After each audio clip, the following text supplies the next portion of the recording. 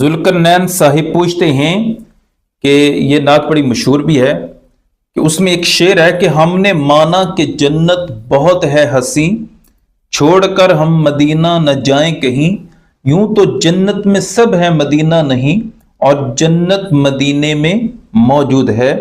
یہ شعر پڑھنا کیسا ہے، ان کا جو سوال ہے۔ تو جناب یہ شعر کچھ مناسب نہیں ہے، اگرچہ مدینہ منورہ سے محبت ہے، لیکن ان اشعار کے الفاظ سے جنت سے اعراض ظاہر ہو رہا ہے۔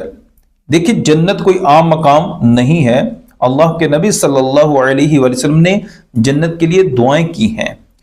قرآن پاک میں بار بار جنت کا ذکر فرمایا گیا ہے کہ جو کہ ایمان والوں کو انعام کے طور پر دی جائے گی، اور نبی رحمت صلی اللہ علیہ وسلم نے اپنی امت کو تعلیم یہ دی ہے کہ تم جب بھی جنت کا سوال کرو تو جنت الفردوس کا سوال کرو، کیونکہ یہ جنت کا سب سے اعلیٰ مقام ہے۔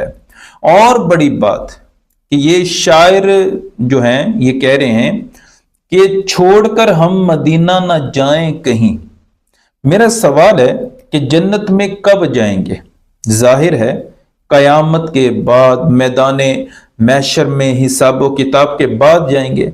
تو حضور اکرم صلی اللہ علیہ وآلہ وسلم تو سب سے پہلے جنت میں جانے والے ہیں، تو جس ہستی کی وجہ سے ہم مدینہ سے پیار کرتے ہیں وہ ہستی تو خود جنت میں ہوں گے، تو آپ مدینہ میں کیا کر رہے ہوں گے؟